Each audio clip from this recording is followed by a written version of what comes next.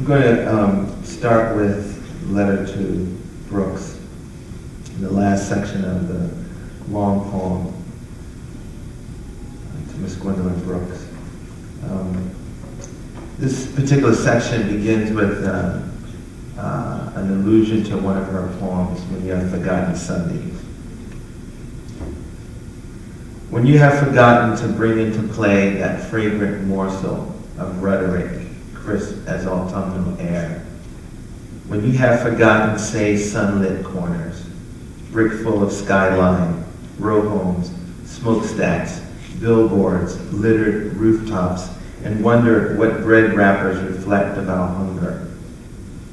When you have forgotten wide-brimmed hats, Sunday backseat leather rides, and church, the door locked like a silver cane, the broad back swaying or the great moon deep churning, and the shimmer flick of flat sticks, the lurch forward skip, hands up, Ailey-esque drop.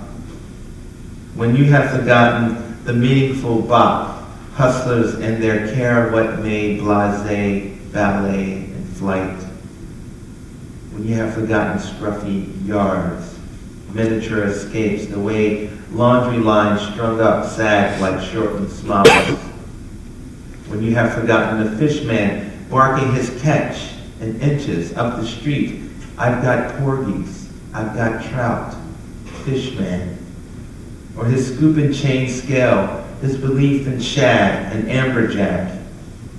When you have forgotten Ajax and blue crystals frothing on marble front steps Saturday mornings, or the garden of old men playing checkers, the curbs whitewashed like two lines out to the burbs, or the hopscotch squares painted new in the street, the pitter-patter of feet landing on rhymes. How do you like the weather, girls? All in together, girls. January, February, March, April. The jump ropes is portentous, looming, their great aching love blooming. When you have forgotten packs of grape flavored now-layers, the squares of sugar flattening on the tongue, the elation you felt reaching into the corner store jar, grasping a handful of blow pops, candy bars with names you didn't recognize but came to learn. All the turf battles, all the war games. When you have forgotten popsicle stick races along the curb and hydrant water fights, then retrieve this letter from your stack I've sent by clairvoyant post and read by light. It brought me much longing and delight.